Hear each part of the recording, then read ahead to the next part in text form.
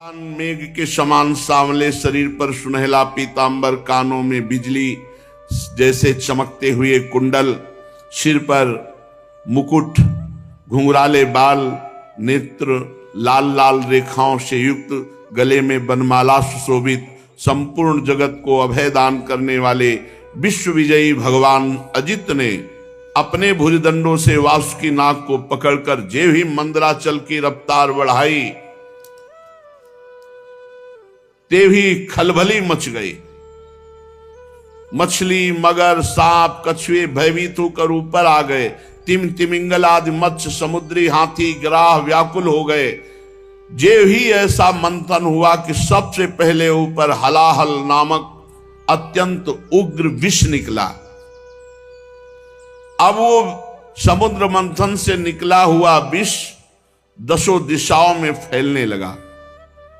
इससे सारी प्रजा मर जाएगी, सब प्रकृति भस्म हो जाएगी, ऐसा ये विषय है। भगवान अजित ने कहा, भगवान शंकर की शरण में चलो।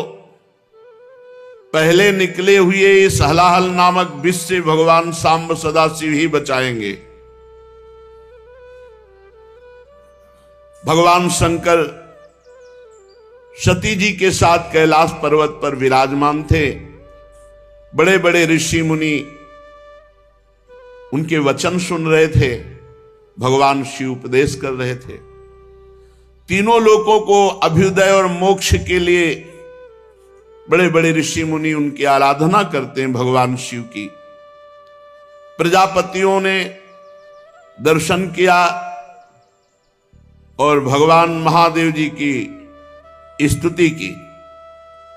देव देव महादेव भूतात्मन भूत भावनो त्राहिना शरणापन्नास त्रैलोक्ये दहनाद विषाद। तुम्हें कहा सर्व जगत ईश्वरो बंध मोक्षयो तम त्वामर्चन्ति कुशलाः प्रपन्नार्तिहरम गुरु। हे जगत गुरु, हे देवाधिदेव, हे समस्त प्राणियों की आत्मा और जीवन दाता, हम सब लोकपाल आपकी शरण में आए हैं। समुद्र मंथन में त्रिलोकी को भस्म करने वाला हलाहल उग्र विष प्रकट हुआ है, उससे आप हमारी रक्षा कीजिए। सारे जगत को बांधने और मोक्ष मुक्त करने में एकमात्र आप समर्थ ईश्वर हैं। इसलिए हे भगवान शिव, विवेकी पुरुष आपकी आराधना करते हैं, क्योंकि आप शरणागत की पीड़ा नष्ट करने वाले एवं जगत गुरु हैं। प्रभु, अपनी गुणमयी शक्ति से इस जगत की सृष्टि, स्थिति, प्रलय ये आप करते हैं, पर आप एक रस रहते हैं। जितने भी देवता, मनुष्य, पशु, पक्षी, सत असत चराचर प्राणी हैं, सबके जीवन दाता देवाधिदेव आप ही हैं। आपके अतिरिक्त सृष्टि भी और कुछ नहीं, क्योंकि आप सबकी आत्मा हैं। हे सर्वदेव स्वरूप, आपका मुख अग्नि है। तीनों लोकों के अभ्युदय करने के लिए हे शंकर, ये पृथ्वी आपका चरण कमल है। आप अखिल देव स्वरूप हैं। ये काल आपकी गति है, दिशाएं कान हैं, वरुण रसेंद्री हैं, आकाश नाभ है, वायु श्वास है, सूर्य नेत्र है, जल वीर्य है। आपका अहंकार नीचे ऊंचे सभी जीवों का आश्रय है। चंद्रमा मन है। प्रभु स्वर्ग आपका सिर है। वेद स्वरूप भगवान समुद्र आपकी कोख है। पर्वत हड्डियां हैं। सब प्रकार की औषधियां, घास आपके रोम हैं। गायत्री आदि छंद आपकी सातों धातुएं हैं और सभी प्रकार के धर्म आपके हृदय हैं। हे स्वामिन, सद्योजात आदि 5 उपनिषद ही आपके तत्पुरुष अघोर, सद्योजात, वामदेव, ईशान नामक 5 मुख हैं। प्रभु, इस कार्य कारण जगत से परे, माया से परे आप हैं। आपकी महिमा को ब्रह्मादि भी जानने में समर्थ नहीं। हम लोग तो केवल आपके इस लीला बिहारी शिव रूप को देख रहे हैं, आपके परम स्वरूप को हम नहीं जानते। हे महेश्वर, यदि आपकी लीलाएं अव्यक्त हैं, फिर भी संसार कल्याण करने के लिए परम कारण स्वरूप आप लीला करते हैं। प्रभु, आप प्रजा बड़े संकट में है, इस हलाल विष का कुछ इंतजाम कीजिए। भगवान शिव ने कहा सती जी से, देवी, ये बड़े खेद की बात है कि समुद्र मंथन से कालकूट विष निकला और प्रजा बड़ी दुखी है, इसलिए हमें समस्त प्रजा की रक्षा करनी चाहिए। मेरा कर्तव्य है, ये मेरी शरण में आए हैं, मैं इन्हें निर्भय कर दूं, क्योंकि जिसके पास शक्ति है, सामर्थ्य है, तो आए हुए शरणागत के दुख को मिटाना उसका धर्म बनता है। अगर अपने प्राणों की भी बलि देनी पड़े तो दे देना चाहिए, पर शरणागत को विमुख नहीं जाने देना चाहिए, उसकी रक्षा करनी चाहिए। कल्याणी, ये मोह पास में बंद करके जीव एक दूसरे से वैर की गांठ बांध लेते हैं। ऐसे अज्ञानियों पर जो कृपा करके उन्हें भगवत मार्ग में लगाता है, उनकी रक्षा करता है, उस पर भगवान श्री कृष्ण बहुत प्रसन्न होते हैं। और जब भगवान श्री कृष्ण प्रसन्न हो जाते हैं तो मैं, ब्रह्मा, चराचर जगत उसके ऊपर प्रसन्न हो जाता है। जहां पर कृपा राम की हुई, ता पर कृपा करे सब कोई। इसलिए मैं प्रजा के कल्याण के लिए इस विष को पीऊंगा। विश्व के जीवनदाता देवाधिदेव महादेव भगवान शंकर इस प्रकार सती देवी से कहकर विष को लेने के लिए तैयार हो गए। माताजी बड़ी कृपालु हैं और जानती भगवान शिव के प्रभाव को। उन्होंने अनुमोदन किया, हां प्रभु, ऐसा ही करना चाहिए। भगवान शंकर ऐसे करके आकर्षण किया और पूरे समुद्र मंथन से निकले हुए विष को अपने हाथ में ले लिया और उसको पी गए। पीकर हृदय में नहीं जाने दिया, यही गले में रोक लिया। पूरा श्याम गौर वर्ण का गला, पूरा श्याम वर्ण का, इसीलिए भगवान का एक नाम पड़ा नीलकंठ। भगवान शंकर का वो भूषण हो गया नीलकंठ। देवादिदेव भगवान शंकर सबकी कामना पूर्ण करने वाले हैं। उनका एक कल्याणकारी अद्भुत कर्म सुनकर दक्ष कन्या सती, ब्रह्मा जी, भगवान श्री हरि बहुत उनकी स्तुति की, प्रशंसा की। जब भगवान शंकर विष पान कर रहे थे तो एक दो बूंद विष टपक गया। उसी से जितने भी विषैले जीव जंतु, विषैली औषधियां हैं, वो सब है। एक दो बूंद टपक गया, उससे हैं। पूरी सृष्टि में इतना विष है, वो एक दो बूंद से अगर पूरा विष तो भस्म कर देता त्रिलोकी को। महादेव जी गले में आज भी रोके हुए हैं। भगवान शंकर ने विष पी लिया, अब तो समस्या का समाधान हो गया। देवता और असुर बड़ी प्रसन्नता से समुद्र मंथन करने लगे। फिर समुद्र मंथन से कामधेनु प्रकट हुई। कामधेनु समस्त कामनाओं को पूर्ण करने वाली है। भगवान इशारा जिसे देते वही उसे स्वीकार करता। भगवान ने देवताओं को इशारा किया, कामधेनु देवताओं ने ले ली, जो ऋषियों के अग्निहोत्र के काम में आएगी। ब्रह्मलोक तक यज्ञ के उपयोगी पवित्र घी, दूध आदि पहुंचाने के लिए ब्रह्मवादी ऋषियों को देवताओं ने कामधेनु प्रदान की। इसके बाद उच्चैश्रवा नामक घोड़ा निकला। उसे महाराज दैत्याधिपति बलि जी को दिया गया। वो चंद्रमा के समान श्वेत वर्ण का। इंद्र ललचात हो गए, पर भगवान ने रोक दिया। महाराज बलि को उच्चैश्रवा मिला। तदनंतर थोड़ी ही देर बाद समुद्र मंथन के ऐरावत नामक हाथी निकला। बड़े बड़े 4 दांत, उज्जवल गोरे वर्ण का, कैलाश के समान। देवराज इंद्र को दिया गया ऐरावत हाथी। फिर कौस्तुभ मणि समुद्र मंथन से निकली। देवता और दैत्य दोनों ने मिलकर वो मणि भगवान श्री हरि को पहनाई, जो वक्षा स्थल में कौस्तुभ मणि विराजमान है, वो समुद्र मंथन से प्रकट हुई।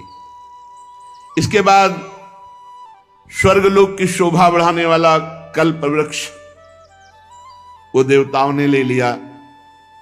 ये कल्प वृक्ष जो कामना करे वो पूर्ण कर देता है। इसके बाद अप्सराएं प्रकट हुई, जो सुंदर वस्त्रों से सुसज्जित, गले में स्वर्णहार पहरे हुए रंभा आदि, अपनी मनोहर मुस्कान, चाल विलास भरी चितवन से देवताओं के भी चित्त को चुराने वाली तो देवताओं को दी गई। अप्सराएं देवताओं को दी गई, कल्पवृक्ष देवलोक में। इसके बाद शोभा की मूर्ति स्वयं भगवती लक्ष्मी देवी प्रकट हुई समुद्र से। ये भगवान की नित्य शक्ति है। जे भी वे प्रकट हुई तो बिजली किसी कांति छा गई, दसों दिशाएं चकाचौंध हो गई। ऐसा सौंदर्य, ऐसा उदार स्वरूप, ऐसा रूप रंग कोई भी नहीं था जो ये ना चाहता हो कि लक्ष्मी जी हमें मिले। आज भी सभी चाहते हैं लक्ष्मी जी हमें मिले। देवता, असुर, मनुष्य, कोई भी ऐसा नहीं था जिसके हृदय में ये चाहना आ गई हो कि लक्ष्मी जी हमें मिले। तत्काल इंद्र अपने हाथों से उनके बैठने के लिए विचित्र सिंहासन ले आए। श्रेष्ठ नदियों ने मूर्तिमान होकर के अभिषेक के लिए सोने के घड़ों में भर भर कर पवित्र जल ला दिया। पृथ्वी ने अभिषेक के योग्य सब औषधियां दी। गौओं ने पंचगव्य और बसंत ऋतु ने चैत्र वैशाख में होने वाले सब फूल फल उपस्थित कर दिए। इन सामग्रियों से ऋषियों ने विधि पूर्वक लक्ष्मी जी का अभिषेक किया। गंधर्व गान कर रहे हैं, अप्सराएं नृत्य कर रही हैं, बादल सदैव होकर मृदंग, डमरू, ढोल, नगारे, नरसिंगे, शंख, वेणु, वीणा ये जोर जोर से वाद्य बजा रहे हैं। भगवती लक्ष्मी देवी का अभिषेक हुआ और सुंदर पोशाक धारण की हुई सिंहासन पर विराजमान हैं।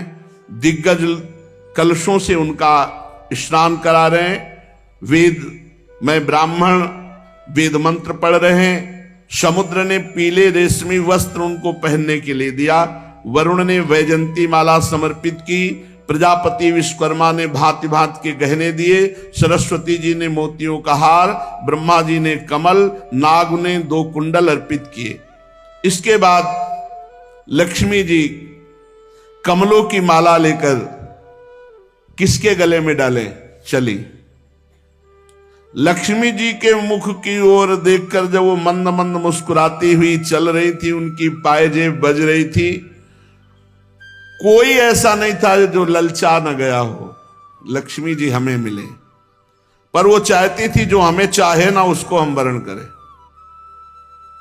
निर्दोष हो जिसके हृदय में चाह न हो, उत्तम गुणों से नित्य युक्त हो, उसे मैं अपना आश्रय बनाऊंगी।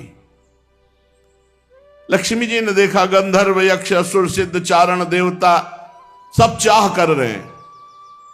किसी को शर्त है, जो चाह न करता हो, निर्दोष हो, अविनाशी हो, नित्य हो, ये सब भगवान में है। वे मन ही मन तपस्वियों की तरफ देखकर कहा, इन्होंने क्रोध पर विजय नहीं प्राप्त किया। ज्ञान तो है परंतु अनासक्त नहीं है। कोई महत्वशाली है परंतु वो काम को नहीं जीत सका। किसी में ऐश्वर्य बहुत है पर वो ऐश्वर्य किस काम का जब दूसरों का आश्रय लेना पड़े।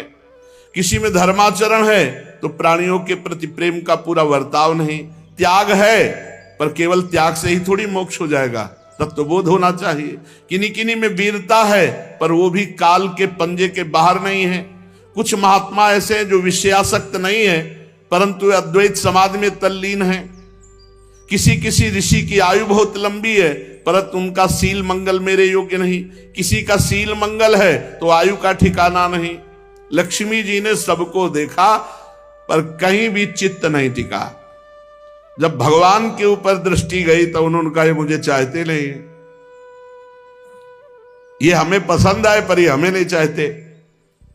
पर सोच विचार करके भगवान के ही गले में जयमाला डाल दी, अजित भगवान के, क्योंकि समस्त सद्गुण नित्य निवास करते श्री भगवान में। लक्ष्मी जी के एकमात्र आश्रय भगवान श्री हरि है। इसी से उन्होंने भगवान श्री हरि का वर्ण किया। लक्ष्मी जी ने भगवान के गले में नवीन कमलों की सुंदर माला पहना दी, जिसके चारों ओर झुंड के झुंड मतवाले मधुकर गुंजार कर रहे थे। इसके बाद लज्जापूर्ण भाव से देखा और सूक्ष्म रूप धारण करके भगवान के वक्षा स्थल में विराजमान हो गई, श्री लांछन चिन्ह के रूप में। जगत पिता भगवान ने जगत जननी समस्त संपत्तियों के अधिष्ठात्र देवता श्री लक्ष्मी जी को अपने वक्षा स्थल पर निवास दिया, हृदय में। उसी समय शंख तुरही मृदंग बाजे बजने लगे, गंधर्व गाने लगे, अप्सराएं नृत्य करने लगी, ब्रह्मा रुद्र अंगिरा आदि प्रजापति पुष्प वर्षा करते हुए भगवान के दिव्य मंत्रों द्वारा स्तुति की। देवता प्रजापति प्रजा सभी की तरफ लक्ष्मी जी ने कृपा दृष्टि से देखा तो सब निहाल हो गए, सब आनंदित, सब सुखी हो गए। पर लक्ष्मी जी ने दैत्य और दानवों की उपेक्षा कर दी, तब वो बहुत उत्साहहीन हो गए और लोभी हो गए। भगवान ने समुद्र मंथन करवाया तो अब निकली बहुत ही सुंदर वारुणी देवी। भगवान ने इशारा किया देवताओं को, तो दैत्य एकदम लुभायमान हो गए सुंदर रूप देख के। तो वारुणी देवी दैत्यों के, ये शराब मदिरा ये राक्षसों के लिए है, इसलिए मना किया जाता है। तदनंतर देवता और असुरों ने अमृत की इच्छा से समुद्र मंथन किया, तो चंद्रमा प्रकट हुए देवताओं में से, चंद्रमा में। फिर समुद्र मंथन हुआ, शारंग धनुष प्रकट हुआ। फिर समुद्र मंथन हुआ, पांचजन्य शंख। तो शारंग धनुष पांचजन्य शंख ये श्री हरि ने स्वीकार किया। अब जब समुद्र मंथन अमृत के लिए हुआ तो अजान बाहु, लंबी लंबी भुजाएं जिनकी, गला शंख के समान उतार चढ़ाव वाला, आंखों में लालिमा, शरीर का रंग बड़ा सुंदर श्यामला, गले में माला और सब प्रकार आभूषणों से सुसज्जित, चौड़ी छाती, ऐसे भगवान प्रकट हुए धन्वंतरी जी। भगवान का एक अवतार धन्वंतरी अवतार है और उनके हाथों में कंगन और भरा हुआ अमृत का कलश, ये 14 रत्न निकले। कालकूट, कामधेनु, इरावत हाथी, उच्च श्रवा घोड़ा, कौस्तुभमणि, कल्पवृक्ष, रंभादि अप्सरा, महालक्ष्मी, वारुणी, मदिरा, चंद्रमा, शारंग धनुष, पांचजन्य शंख, धन्वंतरी और अमृत, ये समुद्र मंथन से 14 रत्न प्रकट हुए। आयुर्वेद के प्रवर्तक यज्ञ भोक्ता भगवान धन्वंतरी, दैत्यों ने देखा कि उनके हाथ में अमृत कलश, आप तो किसी के आदेश की कोई परवाह नहीं, कूद पड़े और जबरदस्ती धन्वंतरी जी के हाथ से अमृत का कलश छीन लिया और भाग पड़े। ये अच्छा रहा कि पिया नहीं, भाग पड़े लेके कि सब एकांत में चलकर दैत्य लोग पिएंगे। देवता सब खिन्न हो गए कि प्रभु, खास बात जिसके लिए समुद्र मंथन हुआ वो तो दैत्य सब ले गए। भगवान ने इशारा किया, तुम चिंता मत करो, एक बूंद नहीं पीने पाएंगे, अभी हम जाते पूरा कलश अपने हाथ दे देंगे। भगवान ने अमृत लोलुप दैत्यों के बीच, वहां भागना थोड़ी है, वो तो भाग के एकांत में पहुंचे, वहीं भगवान बीच में प्रकट हो गए। वो मोहिनी रूप, नूपुर झनकारते, तिरछी चितवन, इतना सुंदर रूप की अमृत हाथ में, भूल गए अमृत भूल गए भाई। ये है भगवान की माया। और जिधर भगवान देखे तो मुस्कुरा के, ऐसे मानो कि अब तो जन्म जन्म से हमारा इनका रिश्ता है, ऐसे भगवान मोहिनी रूप, छमछमाते हुए कभी इधर कभी उधर, और ऐसा नवकिशोर रूप। उस सुंदरी स्त्री को देखकर सोचने लगे कि अब तो सौभाग्य ही सौभाग्य हमारे उदय हो रहे। कितनी सुंदर ये स्त्री है, हमको प्यार करती, और जो दैत्य देखे भगवान मुस्कुरा कर भगवान मोहित करना चाहे तो महादेव मोहित हो गए, दैत्य क्या है। अब तो सब के सब दैत्य भूल गए अमृत को और डांट होड़ लग गई मोहिनी जी के लिए।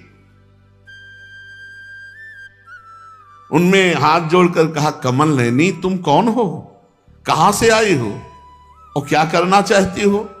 सुंदरी, तुम्हें देखकर हम सबके मन में खलबली पैदा हो गई।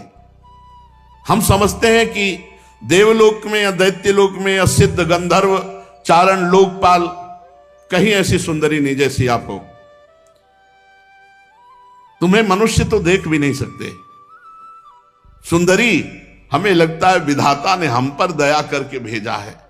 हम दैत्यों को महासुख देने के लिए तुम आई हो। माननी, वैसे तो हम एक जात के लोग हैं, पर इस समय हम थोड़ा झगड़े पे आने वाले हैं, क्योंकि हम ये अमृत का कलश मिला है और हम आपस में लड़ाई कर बैठेंगे। तो सुंदरी, तुम ही अमृत पिला दो। भगवान कुछ नहीं बोल रहे। हम सब कश्यप जी के पुत्र हैं, तुम्हें हम अपना परिचय बता देते हैं और सगे भाई हैं। ये देवता लोग और हम दोनों के पिता एक ही हैं, कश्यप। ये अमृत का कलश लो और जैसा आप उचित समझो।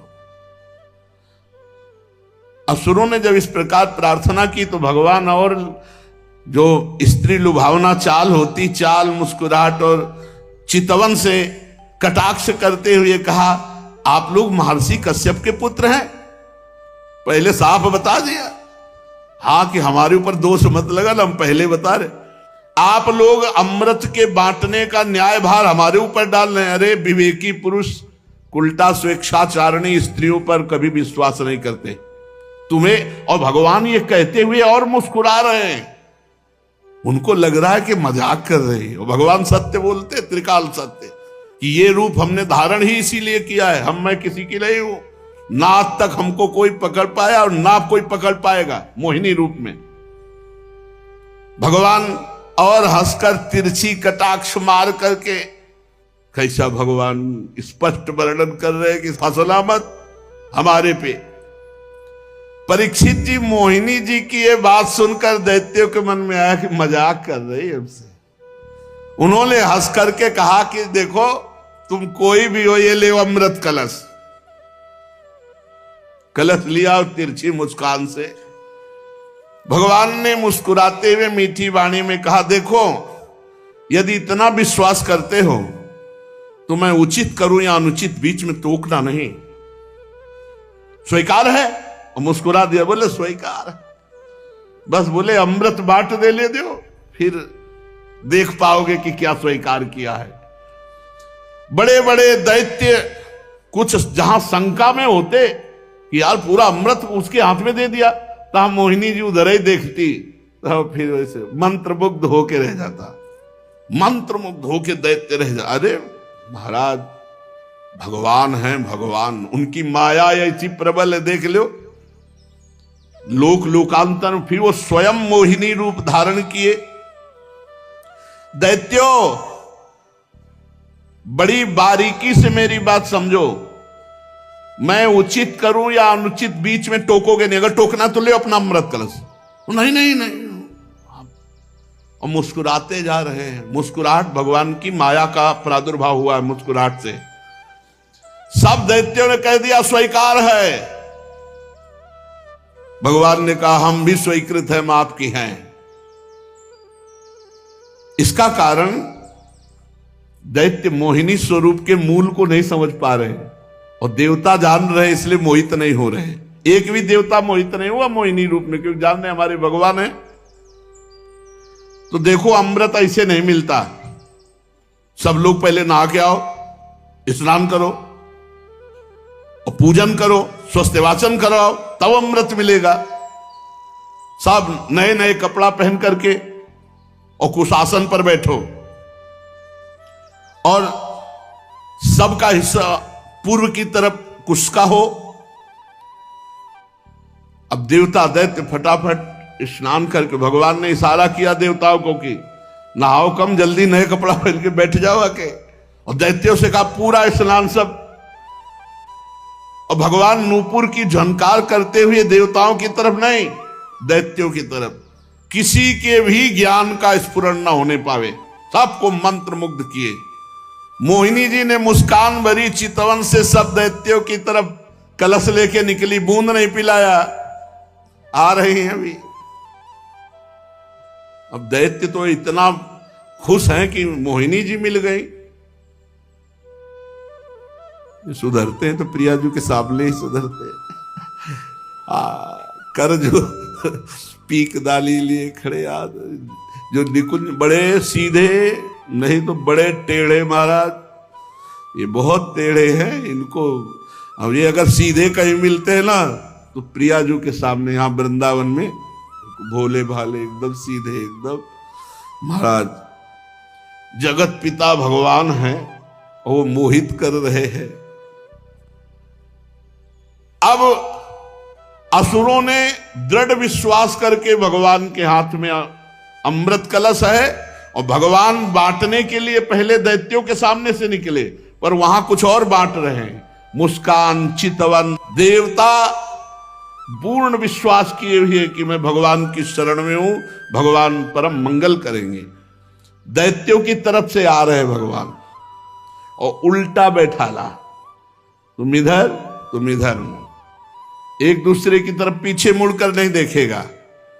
अलग अलग पंक्ति कतार बांधकर दल में बैठाल दिया एक दूसरे की पीठ की तरफ।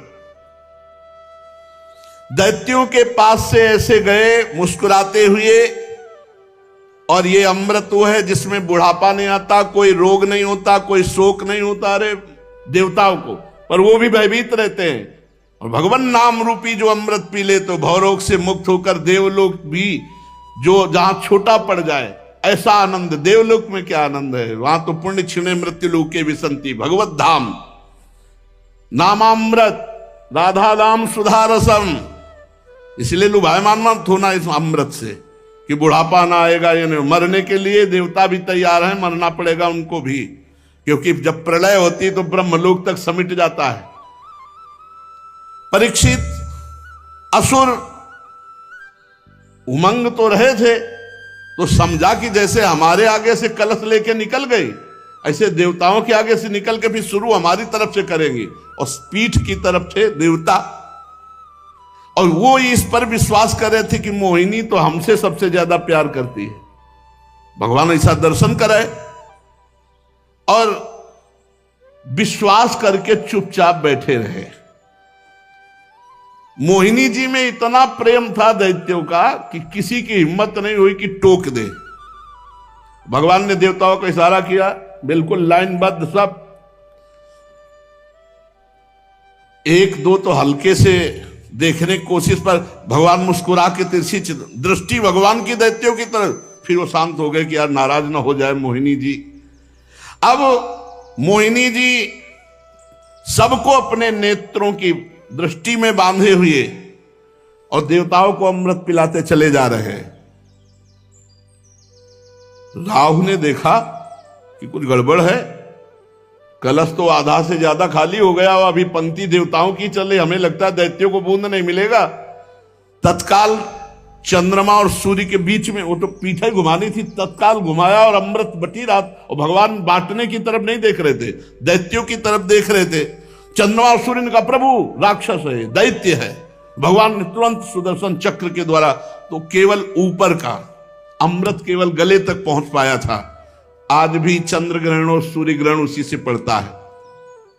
भगवान ने सुदर्शन चक्र से उसका सिर काट दिया। अमृत का संसर्ग गले से होने से आज भी वो अमर है राहु, परंतु उसका जो धड़ है वो नीचे गिर गया। राहु पर्व के दिन पूर्णिमा और अमावस्या को बैर भाव से बदला लेने के लिए चंद्रमा और सूर्य पर आक्रमण किया करता है। भगवान ने लंबी चाल बढ़ाई, पूरे देवताओं को अमृत पिला दिया और फेंका कलश, जहां एक बूंद भी नहीं। अब समस्त दैत्यों के सामने मोहिनी रूप, अरे खत्म मोहिनी रूप देखा, अरे बोले तो हरि ठग लिया, सब अमृत पिला दिया देवताओं को।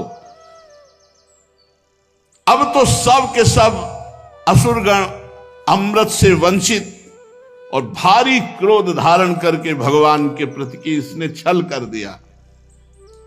दानों और दैत्यों ने बड़ी मेहनत की थी, फिर भी उन्हें भगवान से विमुख और आसुरी प्रवृत्ति होने के कारण अमृत पीने को नहीं दिया गया कि बिना अमृत पिए तो ऐसा विनाशकारी खेल खेलते हैं, अगर अमृत पी लिए तो फिर तो बहुत ही आतंक मचा देंगे। भगवान ने समुद्र को मथकर अमृत निकाला और अपने शरणागत देवताओं को पिलाया और फिर देखते देखते गरुड़ पर सवार हुए, जय श्री राधे, चले गए। जब दैत्यों ने देखा कि मेहनत तो हमने भी की, सफलता शत्रुओं को मिली, तब उन्होंने बड़े बड़े अस्त्र शस्त्रों से देवताओं पर आक्रमण कर दिया। अत्यंत भयंकर संग्राम हुआ, देवता और दैत्यों की घमासान लड़ाई, इसी को देवासुर संग्राम कहते हैं। दोनों ही एक दूसरे के प्रबल शत्रु, विविध प्रकार के वाहनों से, विविध प्रकार के अस्त्रों से बहुत समय तक उनका युद्ध होता रहा, लेकिन अब वो जीत नहीं सकते क्योंकि देवता अमृत प्रिय हैं, इनको मरना नहीं है और उनको मरना पड़ेगा। जिसके साथ भगवान है विजय श्री उसी की होती है। देवराज इंद्र ने विजय प्राप्त की, भगवान का जो आश्रय लेते हैं। संजय जी से धृतराष्ट्र जी ने पूछा कि संजय, वैसे तुम्हारे विचार से 7 अक्षौणी सेना पांडवों के पास और 11 अक्षौणी हमारे पास है, तो विजय तो वैसे सिद्ध हमारी ही होती है क्योंकि भीष्मादि महारथी। तुम्हारा विचार क्या कहता है? तो उनका यत्र योगेश्वरा कृष्णो यत्र पार्थो धनुर्धरा तत्र श्री विजयो भूतिर्धुवा नीतिर्मतिर्मम।